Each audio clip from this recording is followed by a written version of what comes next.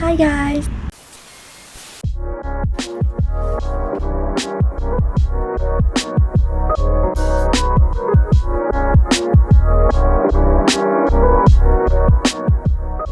Chào mọi người! Hiện tại thì cũng đã là cuối tháng 2 và chuẩn bị sang đầu tháng 3 dương lịch rồi. Thời tiết của miền Bắc cũng không còn nhiều những ngày lạnh nữa. Tuy nhiên thì mình vẫn muốn thực hiện cái thử thách này sau nhiều lần trì hoãn. Đó là đan một chiếc áo khoác len đang được ưa chuộng gần đây. Một chiếc áo mà mình đã chuẩn bị nguyên liệu từ một vài tháng trước. Thời gian vừa qua cũng rất thịnh hành việc đan hay là móc len những chiếc áo dạng gilet, cardigan hay crop top. Và mình cũng đã để ý tới một mẫu cardigan như thế này.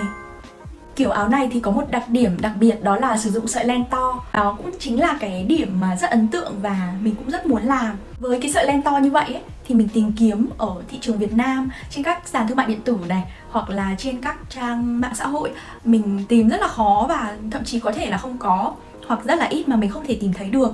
Rồi đến một ngày mà mình vô tình truy cập vào trang thương mại điện tử Shopee thì ở đó có đề xuất một cái dạng cuộn len.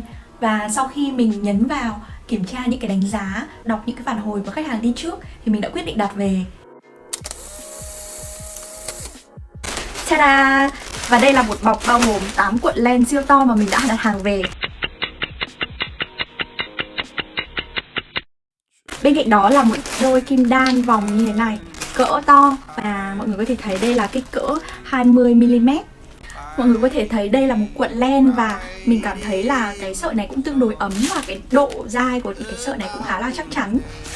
Tuy nhiên là mình sờ thì cảm thấy ấm, nhưng mà đối với áo len thì chắc chắn là không thể thiếu những khi mà mình đan vào sẽ có những cái lỗ, vì thế mà cũng không chắc chắn được là có đảm bảo được ấm hay không. Tuy nhiên thì mình rất hy vọng là cái len này sẽ làm nên chuyện đối với cái chiếc áo của mình. Bên cạnh đó thì không thể thiếu những bông hoa chúng ta sẽ trang trí trên chiếc áo cardigan của mình. Và mình sẽ sử dụng len nhung với cái cỡ sợi vừa phải. Và mình sẽ sử dụng kỹ thuật móc bằng kim móc thông thường để mình có thể làm nên những bông hoa xinh xắn, có thể trang trí sinh động hơn cho chiếc áo của mình. Và đây chính là một bọc bao gồm những cuộn len nhung của mình. Một phần nguyên nhân mà mình đã không đan chiếc áo len này ngay khi nguyên liệu được đặt về, bởi vì kỹ thuật mà đan len thì rất là khác biệt với móc len và cũng rất lâu rồi. Cũng khoảng chừng 8 đến 9 năm rồi mình không cầm lại que đan, nên mình cũng không có sự tự tin khi mà bắt đầu làm chiếc áo này cho lắm. Thời điểm trước đây thì mình có đan len, tuy nhiên mình cũng chỉ đan những cái vật rất là đơn giản, ví dụ như khăn len mà thôi. Vậy nên lần này bắt đầu lại với một chiếc áo cardigan thực sự là một thử thách rất là lớn. Liệu mình có làm được chiếc áo như mình đang mong muốn hay không?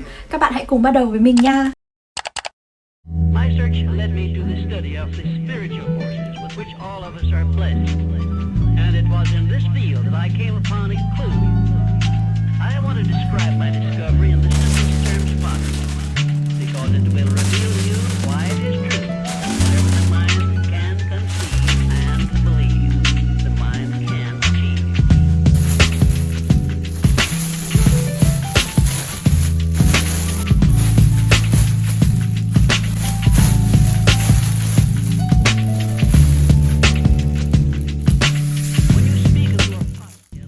Đây là hình mình vẽ để mô tả hình dạng của chiếc áo mình sẽ làm.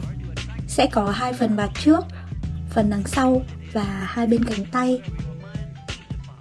Khi trải phẳng ra thì mình sẽ đan theo hình dạng như thế này. Phía bên trên có hai vạt, đó chính là mặt trước, và phần rộng ở phía sau chính là mặt lưng. Thì mình sẽ móc ở cuối phần lưng lên theo thứ tự từ dưới lên trên, sau đó tách ra làm hai phần để móc từng bên của hai vạt trước. Sau đó mình sẽ bổ sung làm phần nẹp ở mặt trước của áo, và cuối cùng mình sẽ làm hai bên tay. Phần tay mình sẽ bắt đầu từ phần thân làm trở ra cho tới phần cổ tay. Đó là tất cả của phần thân áo. Rồi sau đó mình bổ sung thêm những bông hoa nữa là đầy đủ để hoàn thiện chiếc áo cardigan mình mong muốn. Bước tiếp theo mình sẽ vẽ hình dạng của chiếc áo lên giấy và đo thử với một chiếc áo có sẵn của mình để có thể định hình được kích cỡ của chiếc áo cardigan mình đang muốn làm.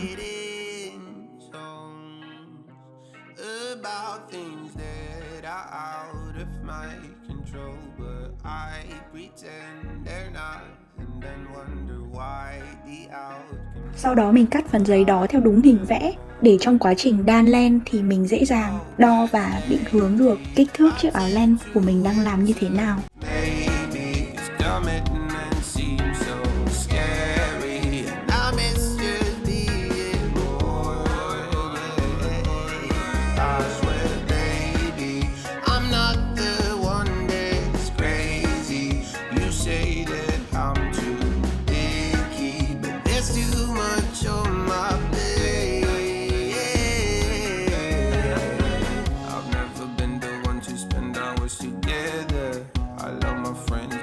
Silence even better, and I love my parents, but I can't keep all my promises. Yeah.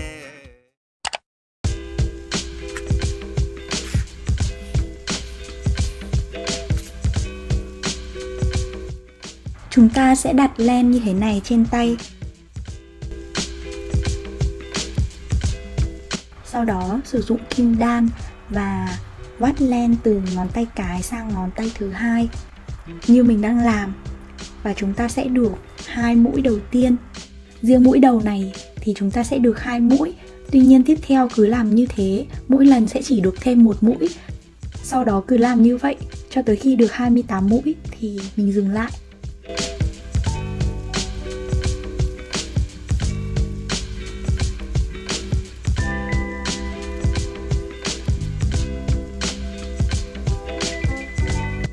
Phần len còn dư thì mình sẽ thắt gọn lại.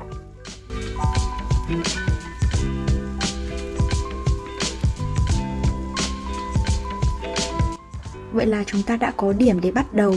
Bây giờ chúng ta bắt đầu hàng thứ nhất. Mình sẽ làm xen kẽ mũi KTBL và mũi P. Đầu tiên vẫn là lấy len ra. Sau đó mình lên một mũi P. Mũi P thì chúng ta sẽ để sợi len ở phía trước nha.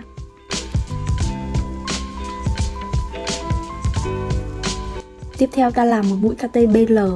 Trước tiên là đưa len ra sau và làm như thế này. Và cứ thế xen kẽ P và KTBL như thế này thì chúng ta đã được hết hàng thứ nhất.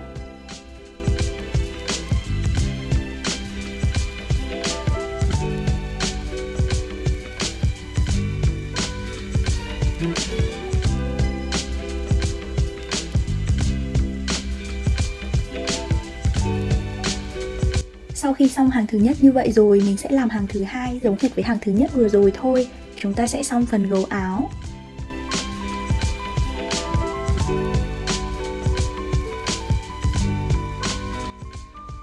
Tới đây là mình đã móc xong được 2 hàng rồi. Và đây chính là thành quả của một chiếc gấu áo ở phía vạt sau của áo. Và bây giờ mình sẽ cùng nhau móc lên đến phần thân nha. Phần thân thì chúng ta sẽ sử dụng mũi móc khác một chút. Đó chính là mũi K và mũi P. Chúng ta sẽ móc đan xen một hàng mũi K và một hàng mũi P. Cứ như vậy cho đến phần vai chúng ta sẽ dừng lại. Hàng thứ 3 chính là một hàng mũi K. Thì mũi K là mũi đơn giản nhất trong đan len. Mình làm như thế này. Chúng ta sẽ đâm chéo ở đây xuống và bắt len qua đây, kéo lên và thắt sang. 1 này, 2, 3. Cứ như thế cho đến cuối hàng chúng ta được 28 thì chúng ta sẽ xong hàng thứ 3. Đó là cái hàng đầu tiên khi mà chúng ta bắt đầu phần thân. Đến hàng thứ 4 này chúng ta sẽ chuyển sang móc mũi P. Bởi vì vừa nãy đã là một hàng mũi K rồi. Hàng mũi P này thì chúng ta cũng sẽ móc theo chiều mũi như thế này. Sợi len ở bên trên và sẽ được vắt qua đây như thế này. Và kéo, rút cái sợi len đó ra. Tiếp tục như thế cho tới cuối hàng. 2. Tiếp tục lên, vắt qua, kéo sang. 3, 4, 5. Đó, chúng ta cứ làm như thế cho tới cuối.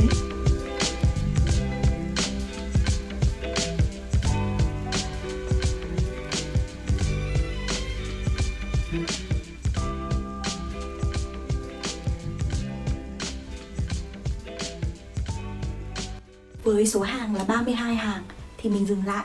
Và Ở đây thì chúng ta đã được phần lưng này. Bây giờ chúng ta sẽ đan tiếp lên mặt trước. Thì chúng ta sẽ nối liền ở đàn mặt sau lên mặt trước luôn, và chỉ để dư phần cổ thôi. Thì ở phần cổ này chúng ta sẽ để dư lại là 8 mũi đan. Còn ở hai bên này mỗi bên sẽ là 10 mũi đan. Bởi vì là chúng ta có 28 mũi đan của một hàng mà. Thì chúng ta sẽ lên 10 mũi bên này và 10 mũi bên này để tiếp tục làm hai vạt trước của chiếc áo cardigan này nhé. Đây, ở đây cho lên đến đây mình sẽ chia ra. Bên này sẽ còn là 10. Mình sẽ lấy một cái kim và cho cái sợi len vào đây. Đây là sợi vải.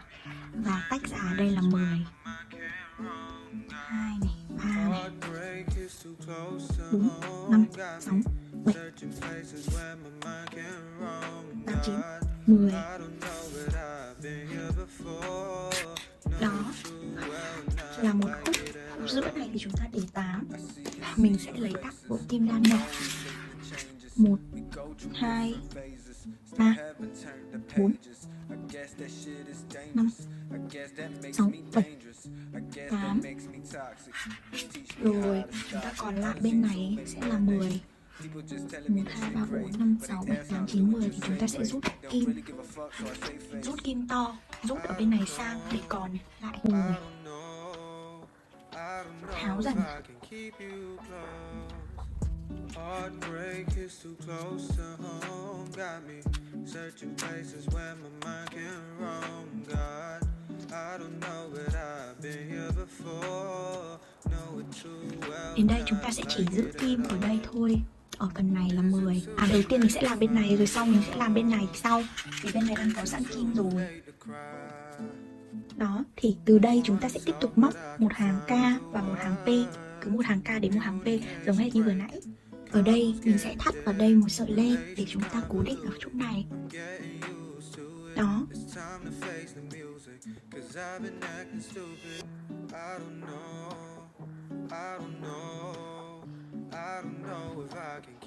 Sau đó sẽ móc một hàng K và một hàng P như bình thường. Đầu tiên sẽ là hàng K trước.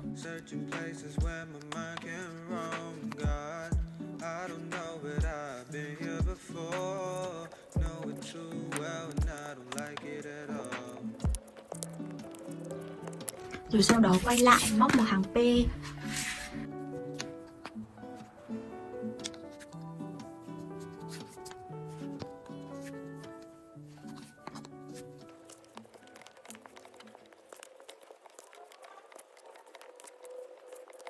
Vậy là mình vừa đan được đến thêm được 2 hàng ở phần vai như thế này. Thì mình sẽ tiếp tục đan tiếp cho đến khi mà chúng ta đạt được 58 hàng.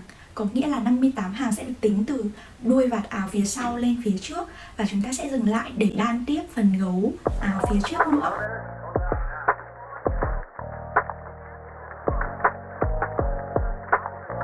Ở đây mình đã đan được một phần mặt trước này và cả phần gấu rồi. Còn bên này thì cũng đã được 58 hàng mặt trước, chỉ còn thiếu phần gấu thôi. Bây giờ mình sẽ đan phần gấu áo cho bên này nhé. Đầu tiên vẫn là lấy một sợi ra. Sau đó cho sợi này lên trên nha.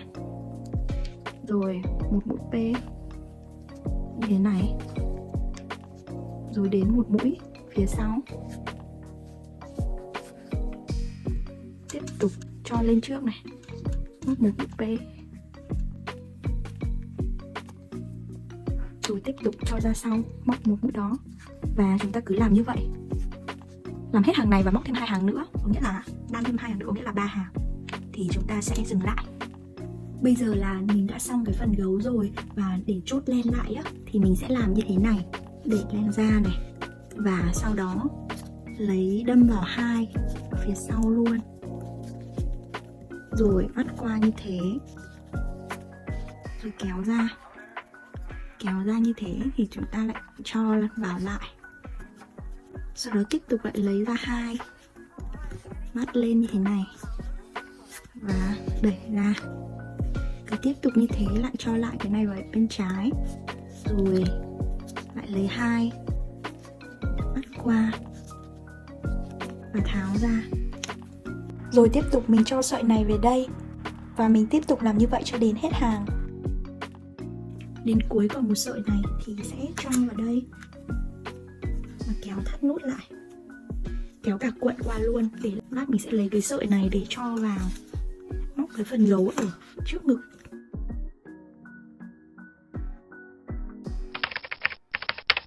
Vì tay áo cần một độ rộng rất lớn nên ở phần này mình chỉ nối một đoạn rất ngắn thôi.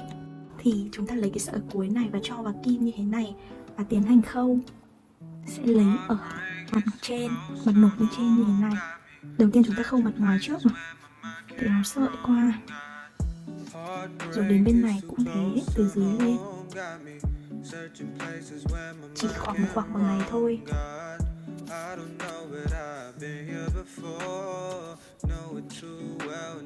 Chỗ này bị hở, lát thì chúng ta sẽ bổ sung vào.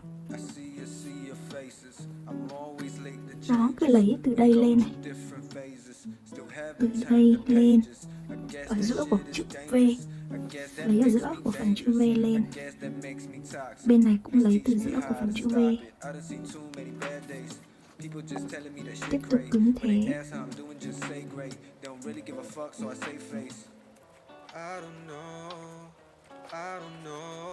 Đến đây thôi thì mình sẽ cho kim vào đây và quay vào mặt trong.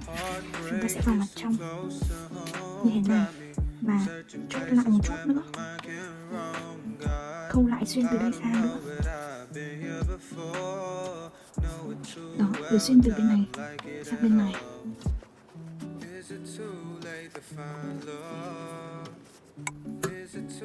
Và chốt ở đây thật chặt phần dưới cùng này. Rồi và còn thừa thì mình sẽ đấu vào cái sợi này. Đó, chúng ta đã được cái phần hông như thế này. Và chúng ta làm tương tự với phần bên này. Mọi người có thể thấy là mình đang mặc một chiếc áo khác rồi. Có nghĩa là việc đan chiếc áo này đã được chuyển sang tới ngày thứ 2, không như kỳ vọng là chỉ trong một ngày. Thực ra là rất là khó, bởi vì làm chiếc áo thì bình thường cũng phải mất một vài ngày. Tại vì cái loại sợi này là sợi to nên mình đã hy vọng có thể nhanh hơn, nhưng mà hiện tại đã là ngày thứ 2 rồi. Như các bạn có thể thấy sau khi mình khâu bên này này, để dư để làm tay này, chúng ta đã có một cái kết quả như thế này. Đây là mặt sau, đây là mặt trước. Để bổ sung phần nẹp áo ở hai bên thì chúng ta sẽ cần có một cây kim móc. Mình sẽ sử dụng tạm cây kim móc 10mm của mình, bởi vì mình không có kim móc cỡ to hơn. Chúng ta sẽ sử dụng cây kim móc này và lấy len lên, lấy một sợi len mới và lấy lên từng mũi để cho vào kim đan dần dần cho đến hết. Và sau đó chúng ta cũng sẽ móc cái đường nẹp tương tự như phần gấu như thông thường thôi. Thì đầu tiên chúng ta cũng làm một cái thắt nút giống như bình thường chúng ta móc thôi. Thắt một cái như này. Rồi, để làm cố định phần đầu tiên á, chúng ta sẽ cứ lấy ở giữa những cái mũi V này, dần dần lên, kéo phần này lên đã. Rồi sau đó thì sẽ vắt vào đây một mũi. Đó là mũi đầu tiên này. Và cho vào đây. Rồi tiếp tục đến mũi tiếp theo. Cho tiếp vào đây. Mũi tiếp theo nữa. Đó, cứ tiếp tục như thế chúng ta cho đến tận cổ áo. Ở đây mình đã đưa kim đan vào và đưa những cái sợi lên. Chúng ta không cần quá đầy đủ các cái mũi V lên đâu, có thể cách ra một chút cũng được. Đó, cho đến đây rồi thì là cái đường giao giữa cổ và cái phần vạt trước thì chúng ta nên lấy thêm một mũi nữa. Lấy thêm một mũi nữa ở đây để chúng ta tạo độ cong. Sau đó chúng ta sẽ tiếp tục đâm trực tiếp vào những cái mũi đan dở này luôn này.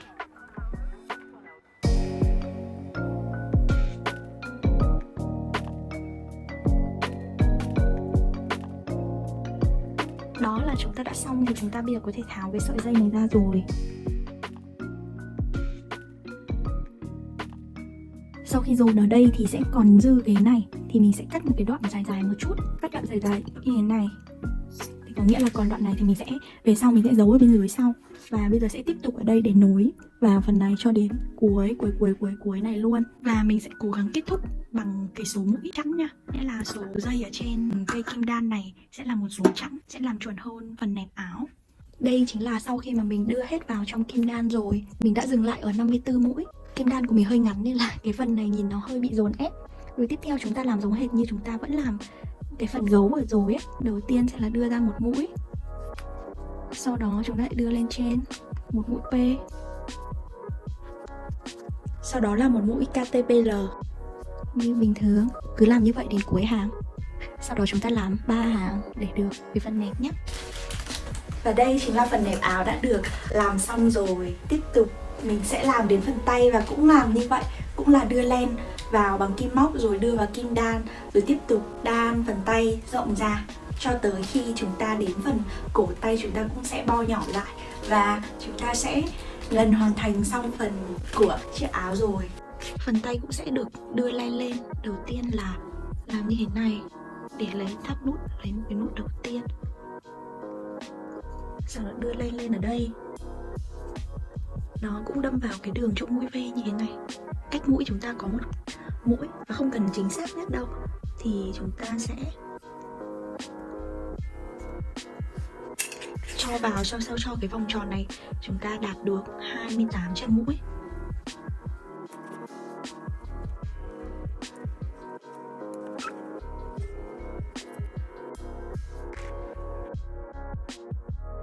Đây là khi mình đã đưa vào kim đan được 28 mũi. Bây giờ mình sẽ tiếp tục móc các mũi K như thông thường. Và mình sẽ đan 20 hàng mũi K nha. Cứ hết hàng này chúng ta nối tiếp luôn hàng tiếp theo theo dạng xoắn ốc, không cần phải quay đầu gì cả. K1 này. Sau đó phải đánh dấu lại.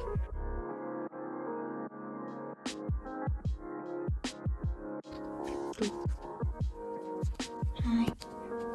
Đó, cứ như thế cho đến cuối cùng này, một vòng cho đến cuối cùng này ta được một hàng. Và móc 20 lần như thế là 20 hàng. Hàng 28. Và dừng lại. Tiếp tục đến đây là cuối hàng 20 rồi thì mình sẽ chuẩn bị bo tay áo vào bằng cách là chúng ta lấy được 2 ở đằng sau. Rồi cũng là cái mũi như thế. Rồi chúng ta đẩy ra là được 1. Chúng ta cứ gom 2 về 1 như thế. Cuối cùng sẽ chỉ còn 14 chân mũi trên một hàng. Tiếp tục 2.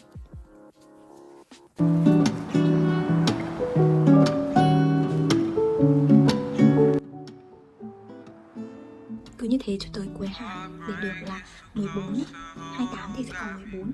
Xong hàng đó rồi thì chúng ta sẽ móc để có những cái gấu tay áo như thế này thì làm tương tự như phần gấu áo bình thường thôi. Đầu tiên là cho len lên, rồi tôi sẽ móc một mũi lên. Đó, như này.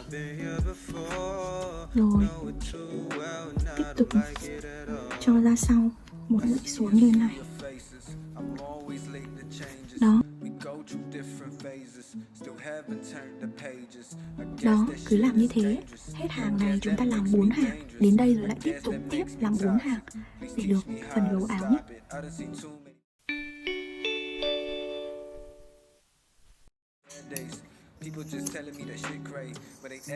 Bây giờ hiện tại thì đã sang đến ngày thứ 3 rồi và mình đã làm xong được phần thân áo và chỉ còn phần trang trí bằng những bông hoa nữa thôi. Thì hôm nay mình sẽ cố gắng làm nốt để cho xong chiếc áo. Đây chính là phần thân áo mà mình đã làm. Thực sự là cầm lên rất là nặng luôn và mình sẽ cân thử xem là bao nhiêu. 1,6 cân. Còn đây là số len còn lại. Bây giờ mình sẽ tiếp tục làm hoa cùng với những cuộn len nhung màu sắc như thế này nha. Do thời lượng cũng đã dài rồi nên mình không quay lại quá trình mình móc len nữa nha. Nếu như các bạn chưa biết móc bông hoa cỡ to như thế này, các bạn có thể để lại bình luận và mình sẽ lên video mới để hướng dẫn các bạn làm bông hoa to như thế này nha.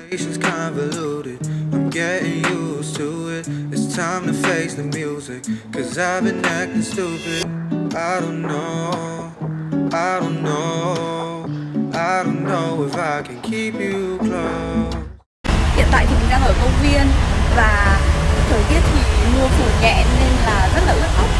Tuy nhiên thì mình sẽ không để mọi người chờ lâu nữa. Bây giờ mình sẽ cùng với mọi người đón xem kết quả của ngày hôm nay nha. I wake up in a room that I forgot was mine. I stumble to a car I never learned to drive, and it's a busy bargain for the hours in a day. I've got nothing here but time, and I'm giving it away. And if I fall, I will catch myself. I've been